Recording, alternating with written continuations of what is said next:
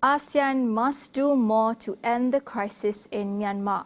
CEO of Policy and Economic Affairs Centre of Malaysia Foundation, or PEACE, Dr. Zokhri Idris, says this includes not isolating the latter in tables of discussions. There must be more narratives and there must be more responses from the remaining 7 ASEAN countries as how Myanmar's behavior that should be stopped at once. And I think this is also a need for us to go back into the five consensus point that has been agreed last year in April, so that we keep bringing Myanmar back onto the table of discussion. I think the huge achievement ASEAN had achieved last year is to have the agreement of Myanmar to have this 5-point consensus. Of course, it has been halted over a year, and there is nothing wrong to revamp back the 5-point consensus, because this is what we all have agreed upon.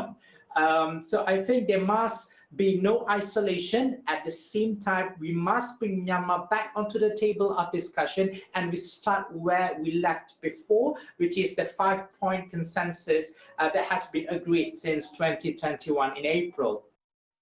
Zokhri added that Myanmar must be invited to participate in the 55th ASEAN Ministerial Meeting from 31st July to 6 August.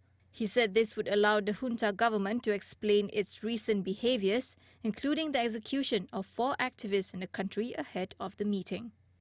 Indonesia is playing this approach really well in mitigating both Ukraine and Russia without leaving any of these parties behind. And I think ASEAN should follow that kind of footstep in working with